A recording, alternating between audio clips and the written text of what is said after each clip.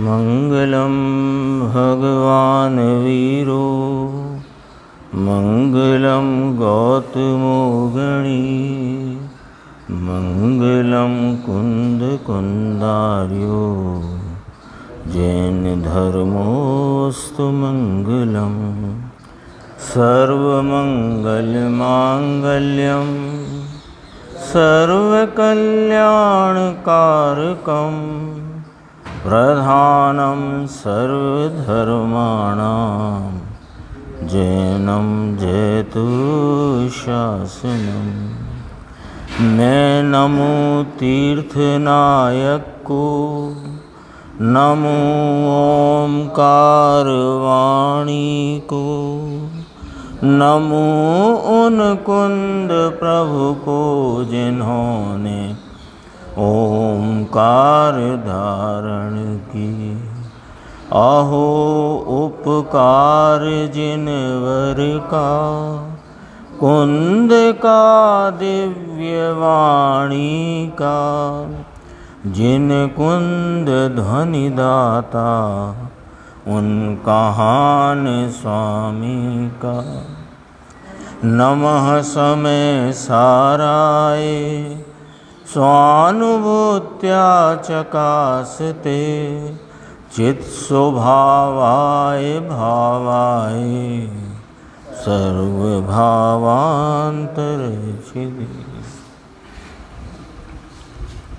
अपने जो कल से स्वाध्याय का क्रम प्रारंभ किया है उसमें ज्ञान गोष्ठी में कारण शुद्ध पर्याय का विषय अपना चल रहा है। एक प्रश्न की चर्चा कल हुई थी और उसके आगे अपन चर्चा लेंगे। और अभी जो पूज्य गुरुदेव श्री का अपन समय सारजी परमागम के सर्व विशुद्ध ज्ञान अधिकार का कलश 223 और उसके नीचे एक फुटनोट आया था जिसकी चर्चा परसों भी की थी और कल भी की थी। फुटनोट अपन ने पढ़ा था, उस पर गुरुदेव श्री का बहुत गंभीर व्याख्यान यानी गंभीर उसमें रहस्य उद्घाटन है। शब्दों का क्या प्रयोग कहाँ है और उसका क्या आशय और तात्पर्य है वो स्पष्टीकरण अपने को आज सुनने मिला है। उसको थोड़ा अपन देखते हैं। 431 पेज है। यहाँ से देखो, चेतना की बात आई थी ना, ज्ञान चेतना। तो कहा था कि ज्ञानी को ज्ञान चेतना निरंतर होती है और ज्ञानी को कर्म और कर्म फल चेतना होती नहीं। तो चौथे गुणस्थान, पांचवें गुणस्थान, छठवें गुणस्थान जहाँ राग भी विद्यमान हैं परिणति में, वहाँ भी ये कहना कि कर्म चेतना कर्म फल चेतना नहीं है, वह बात इस प्रकार है। कल अपनी फुटनोट में आई थी कि ज्ञानी ने राग का स्वामित्व ही छोड़ दिया है और एकमात्र अपने गायक भगवान में ही उसने परिपूर्ण चैतन्य परमात्मा में पूर्णतया आप रूपता का श्रद्धान और उसमें ही स्वामित्व किया है। ये अपेक्षा थी। तब वहाँ पर स्पष्टीकरण के रूप में ये बात आई कि ज्ञान चेतना तो केवली को कही गई है, छद्मस्त को कैसे, तो वो चर्चा यहाँ देखते हैं अपन। पूर्ण ज्ञान चेतना परमात्मा को होती है, किंतु छद्मस्त में भी ज्ञान चेतना दो प्रकार की है। गृहस्थ आश्रम में रहा हो, स्त्री कुटुंब परिवार हो, तो भी ज्ञान चेतना सम्यक दर्शन जो होए तो होता ही है। गृहस्थ आश्रम में है, कुटुंब परिवार है और पांचवें गुणस्थान वाला श्रावक भी है, चौथे गुणस्थान वाला असंयत सम्यक दृष्टि भी है, पर सम्यक दर्शन तो जो होए तो है। तो ये ज्ञान चेतना तो उसको निरंतर अखंड पने धारावाही वर्तती है। तो इसके दो प्रकार कहे कि जहाँ ज्ञान में ध्यान में जम जाते हैं इसको उपयोगात्मक ज्ञान चेतना कहते हैं, और उपयोग इसमें न रहे यानी अपने चैतन्य परमात्मा में उपयोग की एकाग्रता न रहे और उपयोग दूसरे विषयों में होए, संसार के किसी राग में, द्वेष में, विकल्प में होए, तो भी ज्ञान चेतना है, ये निरंतर है। एक कही अब कि पूर्ण ज्ञान चेतना तो केवली को कही। अब कहते हैं छद्मस्त को, छद्मस्त यानी सम्यक दर्शन से लेकर के सर्व साधक जीव, उनको ज्ञान चेतना दो प्रकार कही।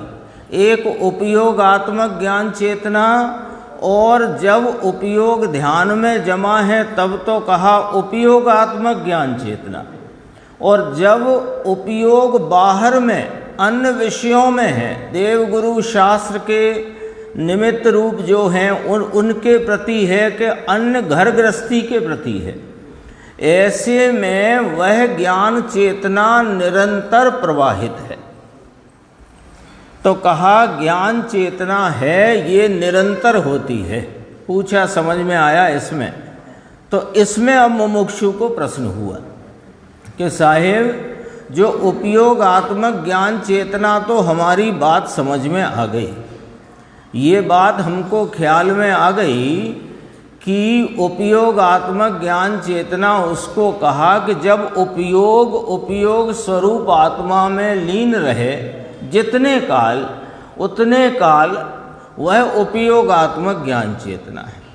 लेकिन जो निरंतर ज्ञान चेतना का परिणमन प्रवहन आप कह रहे हो, वो साहेब लब्ध रूप ज्ञान चेतना कहेंगे क्या उसको?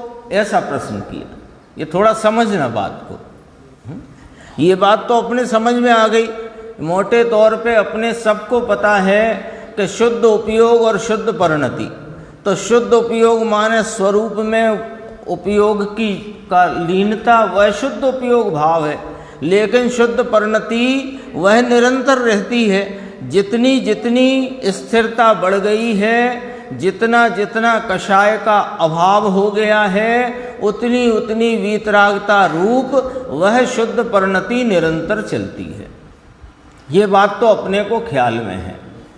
तो यहाँ उसी बात को इस प्रकार कहा कि जो शुद्ध उपयोग है वह उपयोगात्मक ज्ञान चेतना, और जो वीतरागता की जितनी भी पूंजी है, जितनी वीतरागता प्रकट हो गई है, उसका धारावाही परिणमन जो है उसे शुद्ध परिणति भी कहते हैं, उसे भी यहाँ ज्ञान चेतना कहा। ठीक है। अब पूछते हैं कि वो जो परिणति रूप धारावाही चलती हुई ज्ञान चेतना है साहेब, ये लब्ध रूप कही जाएगी क्या? ऐसा प्रश्न किया है। यानी एक लब्ध उपयोग चलता है ना, एक शब्द अपने चलता है लब्ध उपयोग, उपयोग रूपता है, तो वह भाव दूसरा लब्ध रूप है, उपयोग रूप नहीं है। जैसे ये शब्द, ये प्रश्न आया कहाँ से, अपने को ये पकड़ना पड़ेगा। जैसे दर्शन उपयोग और ज्ञानोपयोग की बात आती है, तो कोई एक विषय को जो सामान्य अवलोकन रूप दर्शन उपयोग और उसी विषय का ज्ञानोपयोग, तो उस समय वह दर्शन उपयोग वहाँ पर या तो अन्य विषय के अवलोकन रूप है या कि फिर वह लब्ध रूप है। तो लब्ध और उपयोग ऐसे करके बात आती है। वहाँ से ये प्रश्न निकल करके आया कि वह जो शुद्ध परिणति है धारावाही, वह साहिब लब्ध रूप है क्या? तो गुरुदेव का जवाब देखो। ज्ञान चेतना जो वीतरागता की धारा, जो चैतन्य ज्ञायक परमात्मा की दृष्टि रूप धारा, वह वीतरागता की धारा, शुद्ध परिणति की धारा उघाड़ रूप ही होती है, सदा ही होती है, उघाड़ रूप ही होती है। वो लब्ध रूप यानी उघाड़ में नहीं है, लब्ध में पड़ी है। फिर उपयोग जब इस चैतन्य का आलम्बन लेगा तो वह उपयोगात्मक ज्ञान चेतना होने से ज्ञान चेतना होगी कि वो तो उपयोगात्मक ज्ञान चेतना कही। लेकिन ये ज्ञान चेतना का जो धारावाही परिणमन है, जो अखंड धारावाही परिणमन है, ये उघाड़ रूप ही होता है। समझो जरा बात को। भरत और बाहुबली दोनों युद्ध के मैदान में हैं और दोनों को एक दूसरे के प्रति द्वेष बरत रहा है। द्वेष है ना, तो वहाँ पर दोनों को परस्पर द्वेष का भाव है और दोनों के ज्ञान चेतना का अखंड धारावाही परिणमन उघाड़ रूप चल रहा है। कोई कहे कि अभी तो लब्ध रूप रखो, अभी तो देखो भाई भाई के ऊपर चक्र और तलवारें ताने हैं, तो वो चक्र तलवार की क्रिया तो दूर रहो, अंतरंग में जो परिणति में द्वेष का परिणाम है वो भले रहा आया हो, लेकिन वहाँ पर जितनी वीतरागता की धारा बह रही है वह उघाड़ रूप है। ये बात मुख्य है। देखो, उपयोग रूप भले ना हो पर उघाड़ रूप है। फिर एक प्रश्न आया, देखो, शुद्ध परिणति और ज्ञान चेतना में क्या फर्क लेना? क्या साहेब कोई अंतर है? शुद्ध परिणति, क्योंकि एक सामान्य अपनी जो अभ्यास अपन करते हैं तो उसमें शुद्ध परिणति, शुद्ध उपयोग, शुद्ध परिणति, शुद्ध उपयोग, इन शब्दों का प्रयोग बहुतायत से होता है और हम सब उन शब्दों और शब्दों के भाव से परिचित भी हैं। यहाँ कहते हैं, देखो, शुद्ध परिणति और ज्ञान चेतना में क्या फर्क है? उसमें है पुस्तक में, भाई साहब देखना हो तो, या 431 पेज है। तो शुद्ध परिणति और ज्ञान चेतना में क्या फर्क? तो गुरुदेव का उत्तर देखो, ई तो बधु एकच है, ये तो सब एक ही है। शुद्ध ज्ञान चेतना यानी आत्मा अपने ज्ञान स्वरूप में एकाग्रता।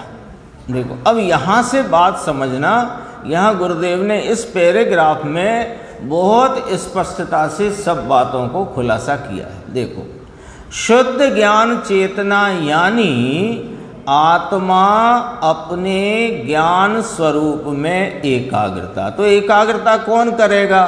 कि वर्तमान वर्तते हुआ उपयोग जो है वो एकाग्रता करता है। तो कहा शुद्ध ज्ञान चेतना यानी आत्मा अपने ज्ञान स्वरूप में एकाग्रता। ये एकाग्रता के 3 प्रकार। ज्ञान स्वभाव में एकाग्रता, इसका नाम ज्ञान चेतना। तो ज्ञान स्वभाव में एकाग्रता के 3 प्रकार। पहला, ज्ञान की पूर्ण एकाग्रता, ये केवली को होती है।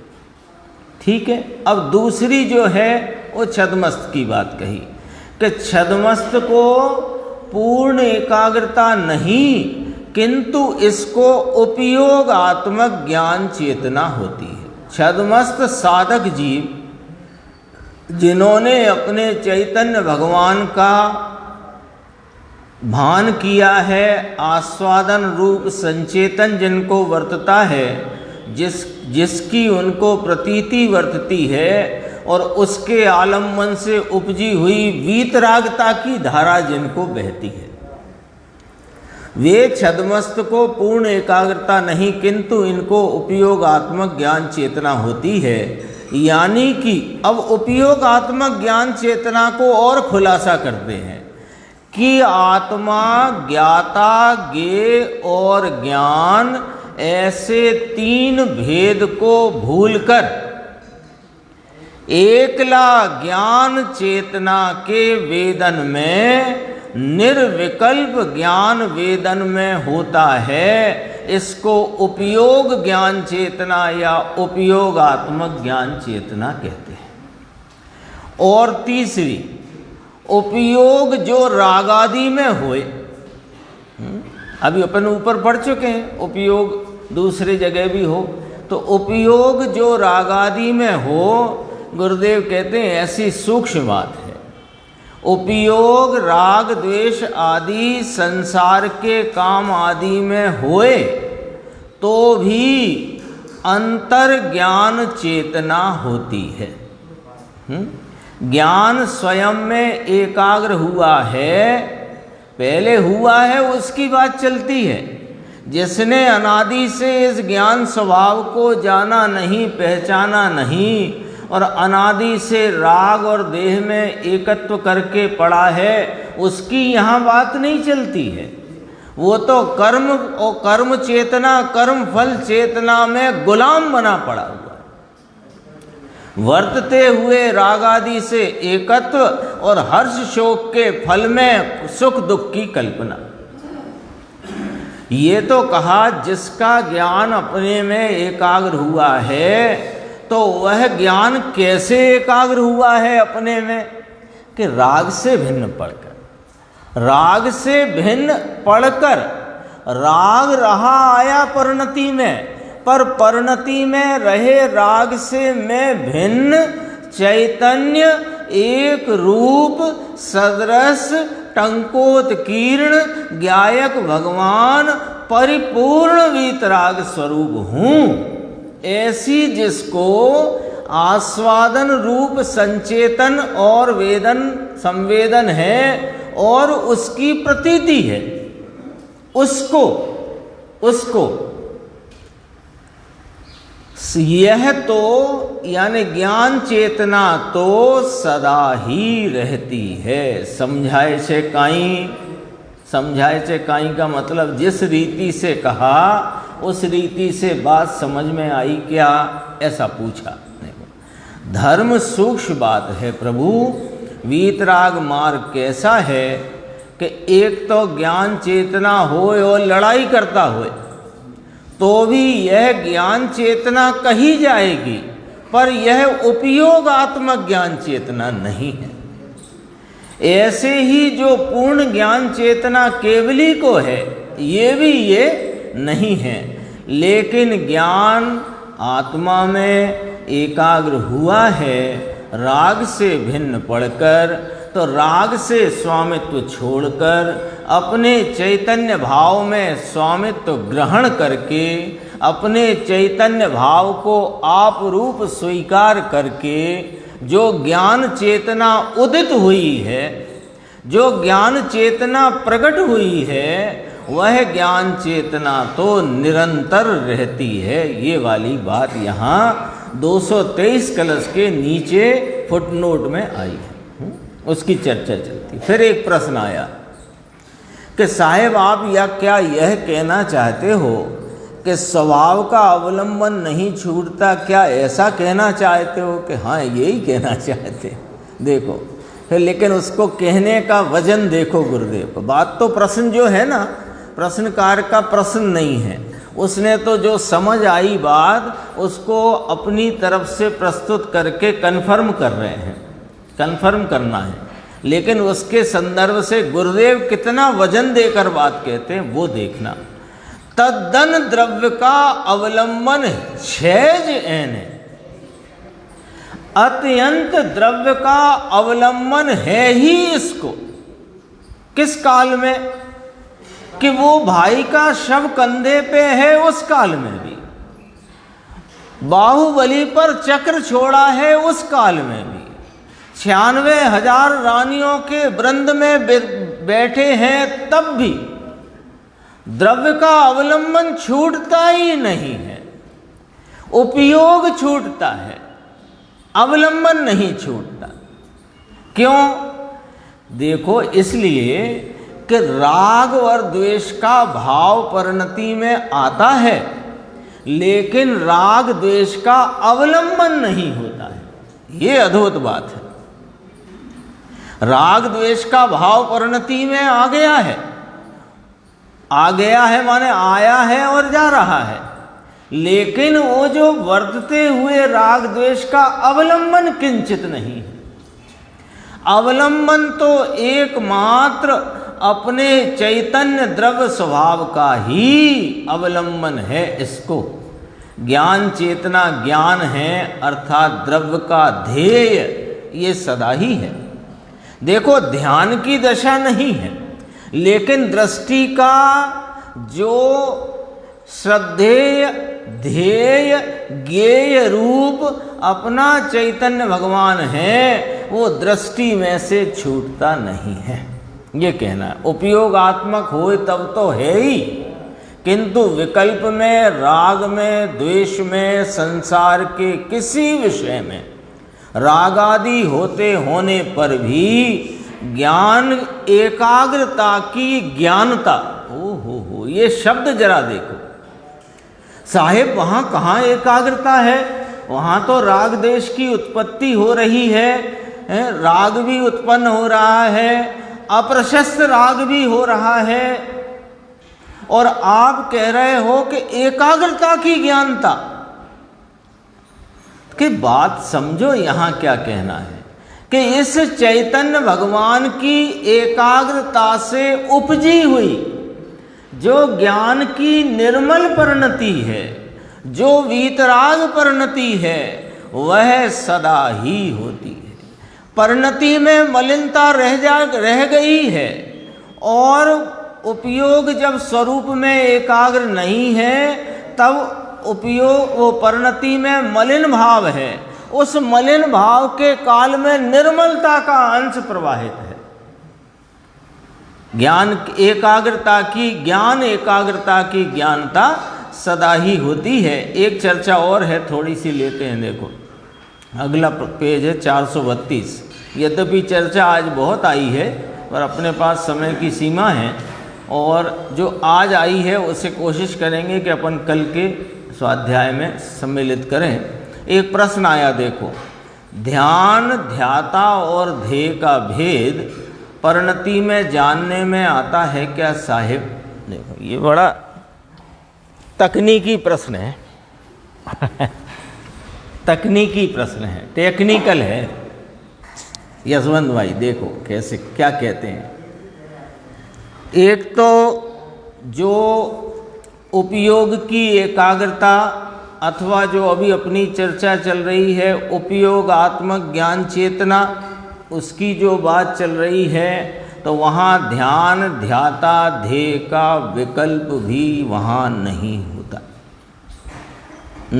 है। कहाँ नहीं होता? उपयोग में जो लक्ष्य रूप है अपना चैतन्य भगवान, जिसको विषय करके उपयोग जमा हुआ है, वहाँ पर वह ध्यान के भाव में यानी उपयोग की एकाग्रता में लगा हुआ है। वहाँ ध्यान, ध्याता, ध्येय का विकल्प वहाँ लक्ष्य में नहीं है। थोड़ा समझना इसको, लक्ष्य में नहीं है। अब गुरुदेव खुलासा करते हैं, पर्याय में जहाँ तक विकल्प है तो जानने में आता है। विकल्प है, इसमें जानने में आता है कि आत्मा ज्ञाता है, यह जो वर्तता हुआ भाव है ये ज्ञान है, और यह मैं स्वयं इसमें ज्ञेय हूँ। लेकिन ये विकल्प होता है। निर्विकल्प उपयोग में ये तीन जानने में नहीं आते, क्योंकि ये तीन विषय बने, ज्ञाता, ज्ञान और ज्ञेय, ध्याता, ध्यान और ध्येय। यदि ये तीन का विषयपना रहे तो उपयोग स्वरूप में नहीं रहेगा। ये बात गुरुदेव ने फरमाई। देखो, तीन जानने में आए तो उपयोग अंदर में रहता नहीं, ऐसी धर्म की बात है। ये कोई बहुत अधिक जानपना होए तो ही यह बात समझ में आएगी, या अपने परिणमन में आएगी, या आत्मा से भेंट तभी होगी मुकेश भाई जब बहुत ज़्यादा जानना हो जाएगा। कि ना ना ना, बहुत ज़्यादा जानने के चक्कर में भी ना रहना। मुद्दे की बात को सुनना, समझना, विचार में लेना, निर्णय करना। ज़्यादा जानने की ज़रूरत नहीं है, क्योंकि ज़्यादा जानने में वह रह जाता है जिसे जानना है। इसलिए ज़्यादा जानने की ज़रूरत नहीं। गुरुदेव श्री स्वयं फरमाते नहीं, ये कहीं जाजू बधारे जाणपणु थाय तोज आ थाय एवं कहीं न थी। ऐसा कुछ नहीं है। ये अपनी चर्चा है। इसके बाद प्रतिक्रमण, प्रत्याख्यान, आलोचना आदि की चर्चा आएगी। एक चर्चा और है, बस मैं बोल के छोड़ रहा हूँ, पढ़ लेना। 433 प्रत्यक्ष और परोक्ष में क्या भेद है, बस यहाँ एक पंक्ति पढ़ना है, बाकी फिर पढ़ लेना। प्रत्यक्ष परोक्ष कुछ होता नहीं, लो ज्ञान है वह प्रत्यक्ष ही है, ज्ञान है वह प्रत्यक्ष ही है। तो साहेब जो मतिशुद्ध ज्ञान है अभी, और उसमें इंद्रियों आदि का अवलंबन है, मन का अवलंबन है, तो वह तो परोक्ष कहलाया ना। वो अवलंबन निमित्त है भाई, ज्ञान उनके अवलंबन से नहीं बरतता है। ये जो मति ज्ञान, शुद्ध ज्ञान रूप ज्ञान का परिणाम है, ज्ञान की उस प्रकार की विकास रूप अवस्था से ज्ञान का परिणाम है। ये ज्ञान परिणाम अपनी स्वयं पर प्रकाशक ज्ञान सामर्थ्य से बरतता है, मन और इंद्रिय के अवलंबन से नहीं। अलिंग ग्रहण का पहला बोल, आत्मा इंद्रिय से जानता नहीं है। दूसरे में कहा आत्मा इंद्रिय से जाना नहीं जाता, लेकिन पहला क्या आया, आत्मा इंद्रिय से नहीं जानता। यानी आत्मा जाननहारा, जानने वाला, जानने रूप परिणमता है। किसी समय जानने के कार्य से छुट्टी अवकाश लेता नहीं। ऐसा यह चैतन्य भगवान सदैव अपने से जानता है, तो प्रत्यक्ष है वो। ज्ञान का परिणमन प्रत्यक्ष है, तो फिर वहां क्यों लिखा तत्वार सूत्र में आद्य परोक्षम, कि वो तो राग की अपेक्षा लेकर के, और बहिर्मुख है ना उपयोग, तो उपयोग की बहिर्मुखता और राग की अपेक्षा लेकर के परोक्ष का लो, पढ़ी लो लगे हाथ। प्रत्यक्ष परोक्ष कुछ है नहीं, ज्ञान वह प्रत्यक्ष ही है। ज्ञान है इसका स्वरूप, वास्तव में तो प्रत्यक्ष ही है। देखो काय के लिए ये चर्चा चल रही है, मैं ज्ञायक हूं कि नहीं, तो मैं ज्ञान स्वभावी हूं कि नहीं, तो मेरे ज्ञान का परिणमन है कि नहीं। तो ज्ञान का परिणमन किसी के भरोसे नहीं होता, परिपूर्ण निरपेक्ष पने अपनी सामर्थ्य से होता है। ये अपनी महिमा के लिए की बात है, ये अपनी महिमा के लिए की बात है। और अपनी महिमा क्यों जरूरी है, अपनी महिमा आने से ही अपनी रुचि और रुचि के अनुसार में वीर का परिणमन और पुरुषार्थ का परिणमन होकर स्वरूप का आलम्बन लेता है उपयोग। इसलिए जो करना तो महिमा आत्मा की करना, इसलिए बात है। देखो ये राग में जुड़ता है, तो भी ज्ञान तो वहां प्रत्यक्ष वेदन में है। हाँ, ऐसे पूर्ण दिखता नहीं, इस अपेक्षा से भले परोक्ष कहा जाता है। जैसे केवली भगवान सर्व विषयों को अपने ज्ञान में प्रत्यक्ष जानते हैं, तो वे भी ज्ञान की सामर्थ्य से जानते हैं, और हम जो अल्प जानते हैं वह भी ज्ञान की सामर्थ्य से जानते हैं। लेकिन यहाँ सर्व विषय नहीं जानने में आते, वो अपेक्षा परोक्ष कहा जाता है। शुद्ध ज्ञान को परोक्ष कहते हैं, शुद्ध ज्ञान परोक्ष, लेकिन वास्तव में तो यह ज्ञान की अंदर एकाग्रता है, अंदर इसको कोई बाहर का अवलंबन नहीं। यहाँ उपयोगात्मक ज्ञान चेतना के संदर्भ से बात कही। इस अपेक्षा से वह प्रत्यक्ष ही है। राग की अपेक्षा ली जाए साथ में, तो ज्ञान को परोक्ष कहने में आता है। ये चर्चा थी अपना। अब अपन चलते हैं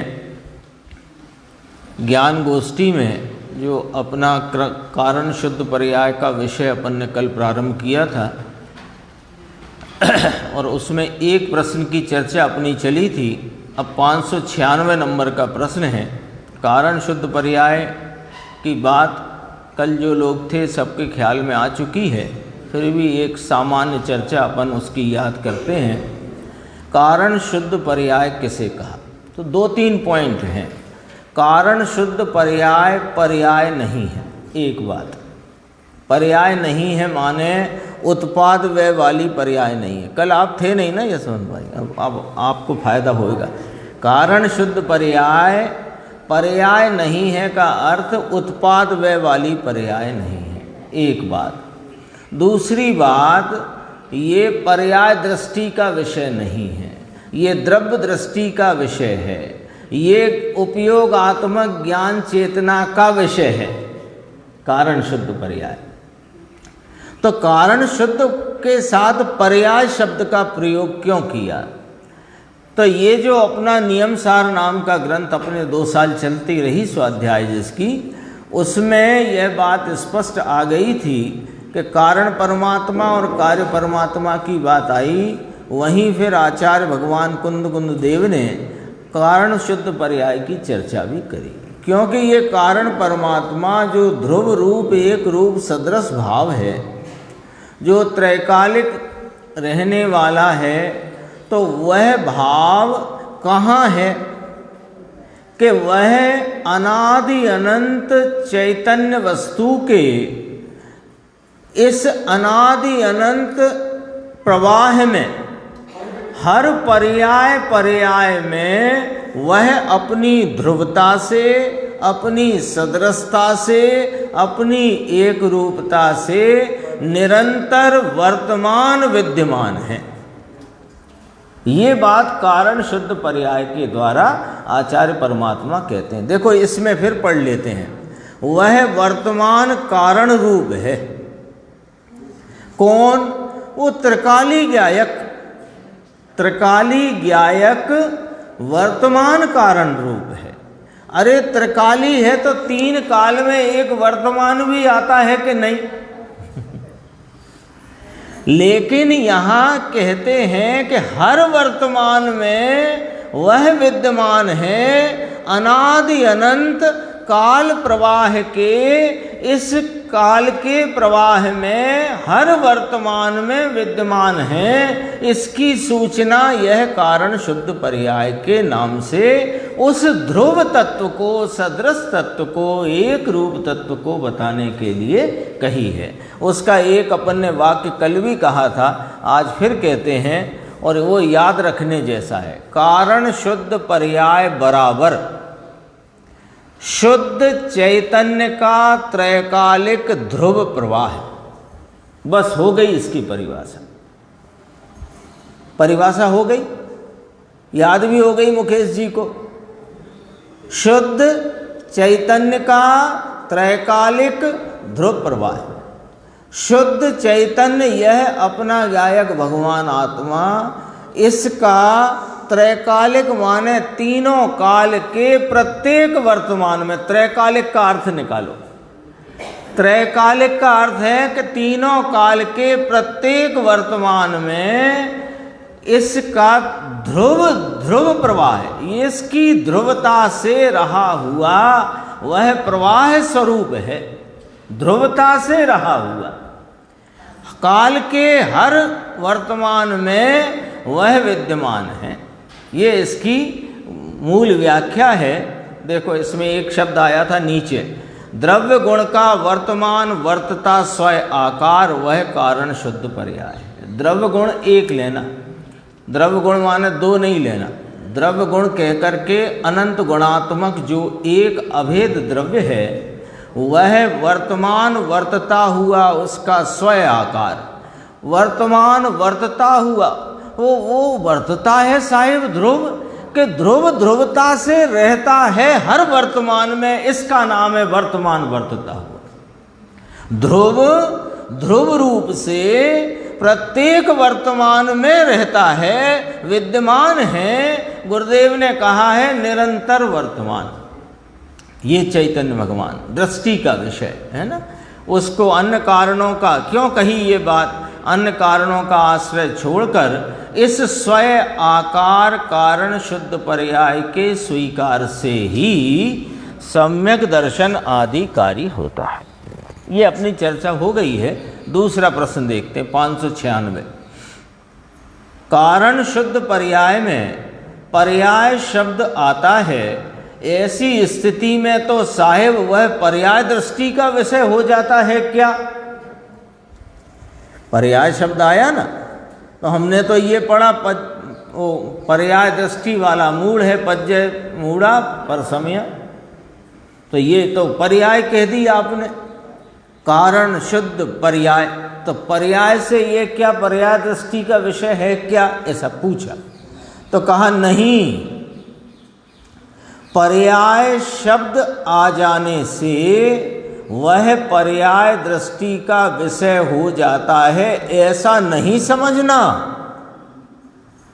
वह पर्याय कैसी है, वो उसे पर्याय क्यों कहा, वो कहते हैं वह पर्याय माने कारण शुद्ध पर्याय, वह शब्द में लगा दो, कारण शुद्ध पर्याय द्रव्य के साथ सदा तन्मय पने वर्तती हुई द्रव्य दृष्टि के विषय में ही समाहित है। कारण शुद्ध पर्याय कौन है?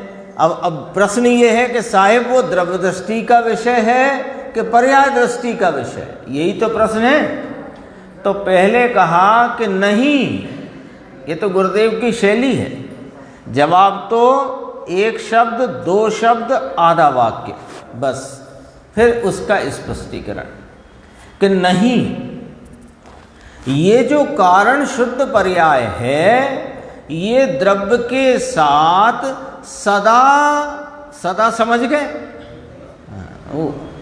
द्रव्य के साथ सदा, हमेशा, त्रिकाल, तन्मय पने वर्तती हुई।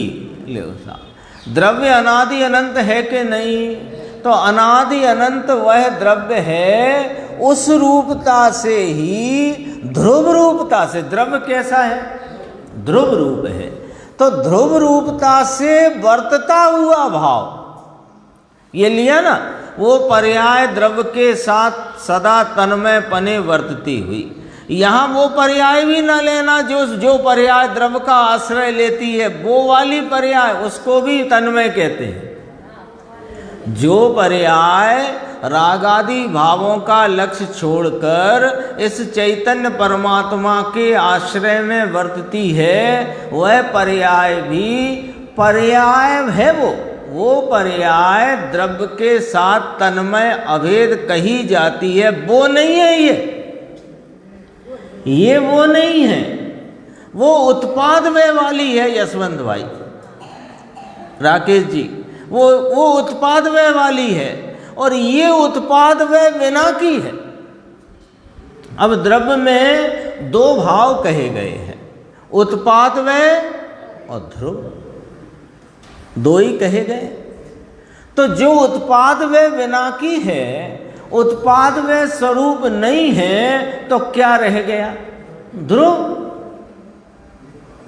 हाथ में 4 उंगली 1 अंगूठा, तो 4 उंगली नहीं है तो अंगूठा है, हो गई बात। तो देखो, द्रव्य के साथ सदा तन्मय पने वर्तती हुई, द्रव्य कैसा है? ध्रुव रूप। वो ध्रुव रूपता से अनादि अनंत प्रवाह में ध्रुव रूपता से वर्तती हुई द्रव्य दृष्टि के विषय में ही समाहित है, माने द्रव्य दृष्टि का विषय है वो। फिर देखो, त्रिकाली समूचे द्रव्य का एक वर्तमान भेद होने से उसके लिए पर्याय शब्द का प्रयोग किया गया है। कोई कहे फिर पर्याय कहा ही काय को आपने से, कि देखो इसलिए कहा त्रिकाली समूचा द्रव्य, त्रिकाली द्रव्य अनादि अनंत रहने वाला जो द्रव्य है, परिपूर्ण, समूचा लिया ना तो परिपूर्ण द्रव्य, उसको एक वर्तमान में देखना, एक वर्तमान में, क्योंकि ऐसा वर्तमान में क्यों देखना? जब वो त्रिकाली है तो त्रिकाली में देखो, अरे पर देखने वाला तो वर्तमान है ना, देखने वाला जो भाव है, जो उसको देखेगा जो उसमें एकाग्रता करके उसमें श्रद्धान करेगा वो तो त्रिकाली नहीं है ना, वो तो वर्तमान है। तो वर्तमान कहाँ देखे इसको? वह वर्तमान वर्तता हुआ उपयोग कहाँ देखे इस त्रिकाली समूचे द्रव्य को कि वह वर्तमान में देखे। तो वर्तमान में देखते हैं साहिब तो हमें तो अदल बदल वाले वो हीनादिक वाले भाव दिखते हैं। बस यही तो भूल हो रही है अनादि की। हीनादिक भाव है वो उत्पाद वेता का स्वरूप है, और उस ही पर्याय में हीनादिकता वाली पर्याय के भाव से भिन्न एक रूप सदृशता का ध्रुव स्वरूप जो विद्यमान है वो अपना कारण शुद्ध पर्याय के नाम से यहाँ कहा गया। तो उसे निरंतर वर्तमान कहकर एक वर्तमान का भेद कहने में आया तो पर्याय का। दूसरे शब्दों में प्रवाह स्वरूप होने से वो कोई कूटस्थ कहते हैं ना, तो कूटस्थ किस अपेक्षा कहते हैं कि वह बदलता नहीं है, अपने स्वभाव को छोड़ता नहीं है, अपनी एक रूपता से स्खलित होता नहीं है, इसलिए कूटस्थ है। लेकिन कोई ऐसा कूटस्थ है नहीं कि प्रवाह में ही ना हो। वह तो परिणमनशीलता से नित्य परिणमनशीलता स्वरूप है। द्रव्य कैसा है? नित्य परिणमनशील है। वह अपनी नित्य परिणमनशीलता के परिणमन प्रवाह में ध्रुव रूपता से रहता है। इसका नाम कारण शुद्ध पर्याय है। वो दृष्टि का विषय है। ये देखो, वर्तमान कार्य नाम मोक्ष मार्ग करने के लिए, मोक्ष मार्ग की प्राप्ति करने के लिए उसको वर्तमान कारण बताया है। धन्य हो गुरुदेव, कितना स्पष्ट किया। देखो, त्रिकाली समूचा द्रव्य, उसका एक वर्तमान भेद होने से पर्याय कहा अथवा प्रवाह में रहने से पर्याय कहा। तो क्यों कहा? ना कहते हमें और भ्रांति खड़ी हो गई, हम वैसे ही पर्यायों के चक्कर में अनादि से पड़े हैं। अब हम पर्याय को गौण करके द्रव्य स्वभाव को पकड़ना चाहते हैं, तो आपने फिर पर्याय लगा दी।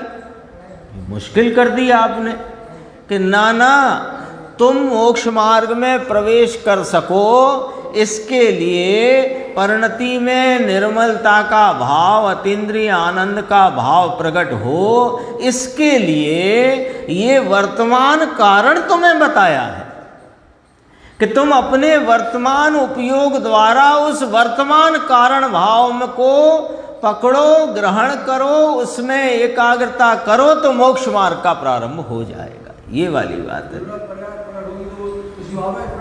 क्या? निर्मल पर्याय में प्रकट होगी, आएगी कहीं से नहीं। पर्याय को बाहर से नहीं प्रकटती, ये बताने के लिए कहा द्रव्य में से आती है। वास्तव में तो द्रव्य की व्यक्तता को पर्याय कहते हैं, और उस पर्याय में भी जो ध्रुव रूपता से रहता है उसे द्रव्य कहते हैं। दो वस्तु है नहीं, द्रव्य पर्याय दो वस्तु नहीं है कि उसमें से निकल करके आएगी पर्याय। ये बात को अच्छे से समझ लो। द्रव्य में से पर्याय आती है, ये कहने का जो शास्त्र का तात्पर्य है वो ये है कि पर्याय अन्य द्रव्य के आश्रय से मेरी पर्याय नहीं होती है, ये कहने के लिए कहा द्रव्य में से आती है। लेकिन आती है जाती है का अर्थ कहाँ से आती है, ये तो अन्न से भेद कराने कहा।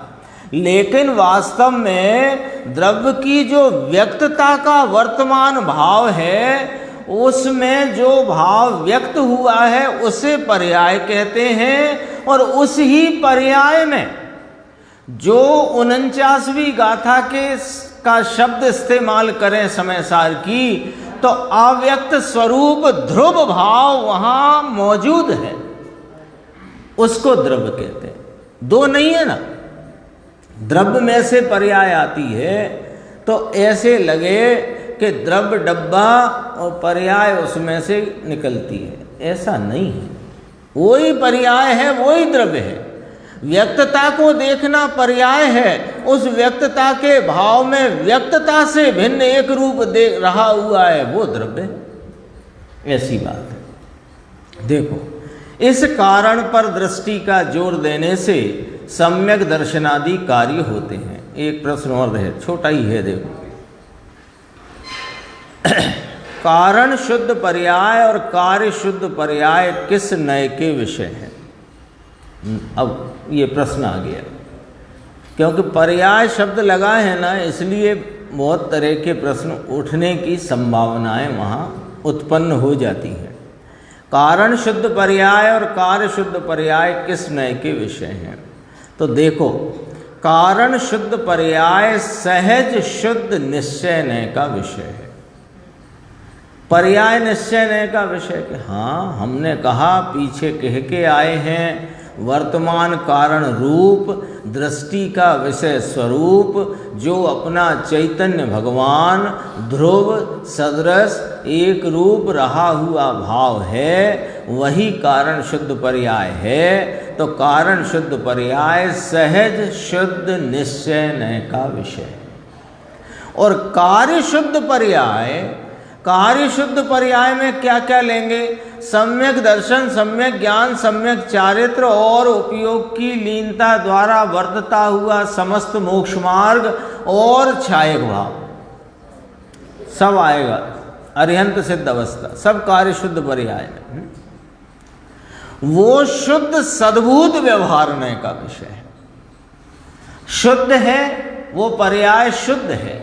सम्यक दर्शन, सम्यक ज्ञान, सम्यक चारित्र और स्वरूप की आराधना रूप वर्तती हुई जो उपयोग की एकाग्रता की परिणति और उसके फल रूप प्राप्त अरिहंत सिद्ध आदि जो पर्याय, वे सब शुद्ध हैं तो शुद्ध कहा जाएगा। सद्भूत हैं क्योंकि आत्मा की सत्ता में उत्पन्न हुई है। और व्यवहार है क्यों कि वे पर्याय हैं, भेद है। भेद व्यवहार है, निश्चय अभेद है। हो गई ना बात, जवाब आ गया। अंतिम प्रश्न है, देखो जल्दी से कर लेंगे इसे फिर। केवल ज्ञान आदि की शुद्ध पर्यायों को निरपेक्ष कहा और कारण शुद्ध पर्याय को भी निरपेक्ष कहा, तो इन दोनों प्रकार के निरपेक्षों में क्या अंतर है? बहुत ही गंभीर प्रश्न है। केवल ज्ञान आदि की शुद्ध पर्यायें, उन्हें भी निरपेक्ष कहते हो साहेब, और कारण शुद्ध पर्याय जो दृष्टि का विषयभूत अपना चैतन्य ज्ञायक ध्रुव सदृश एक रूप भाव, उसको भी निरपेक्ष कहा, तो दोनों प्रकार के निरपेक्ष में क्या अंतर आया? सरल है बात, समझने की है। ज्ञानावरणादि कर्मों के नाश से निमित्त में ज्ञानावरणादि कर्मों का नाश हुआ और स्वभाव के अवलंबन से जो केवल ज्ञान आदि पर्यायें प्रगटी, वे भी स्वभाव पर्यायें हैं और उन्हें इंद्रियों आदि की अपेक्षा नहीं है। इस अपेक्षा से उन्हें निरपेक्ष कहा जाता है। केवल ज्ञान को क्यों निरपेक्ष कहा? क्योंकि उसमें कर्मादि का अभाव है, ज्ञानावरणादि का, और कोई इंद्रिय आदि के अवलंबन बिना वह ज्ञान सीधा सर्वलोकालोक को जानता परिणमता है, तो निरपेक्ष कहा। स्वभाव का परिणाम है, परंतु कर्म के क्षय के साथ उसका निमित्त नैमित्तिक संबंध है। इतनी सापेक्षता या अपेक्षता तो उसमें आती ही है। दो बातें हो गई।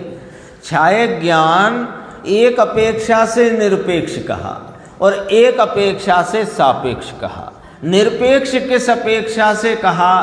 कि वह मन इंद्री के अवलंबन, अरे विषयों के अवलंबन, सर्व अवलंबन के बिना स्वतः स्वयं अपने परिपूर्ण परिणमन में लोकालोक समस्त विषयों को जानता है, स्वभाव रूप भाव है, तो यह निरपेक्ष कहा। एक बात। लेकिन यह भाव जो प्रगटा है पहले नहीं था, केवल ज्ञान का भाव पहले नहीं था, अब प्रगटा है।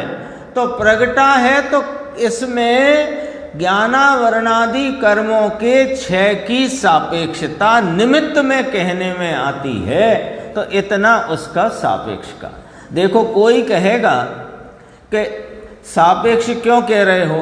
अरे छायक भाव को सापेक्ष में गिना के निरपेक्ष में, 5 भाव है ना, एक अपना परम पारणामिक भाव निरपेक्ष और 4 भाव सापेक्ष, ठीक है, वही अपेक्षा यहाँ ली। अब देखो, किंतु कारण शुद्ध पर्याय में तो कर्म के साथ निमित्त नैमित्तिक संबंध की भी अपेक्षा नहीं है। क्यों? कि यह तो त्रकाल निरपेक्ष निरपेक्ष निरपेक्ष अपनी स्वस्वरूपता से निरंतर वर्तमान विद्यमान है, तो वह तो द्रव्य के साथ त्रकाल निरपेक्ष पने वर्तती है। इसको कहा वर्तती है। इसको अपन चाहेंगे, ऐसे नीचे ले लिया है, नीचे आ गया है, इसको कल चर्चा में लेंगे। पूजित पंचम भाव की परिणति, ये चर्चा कर लेंगे।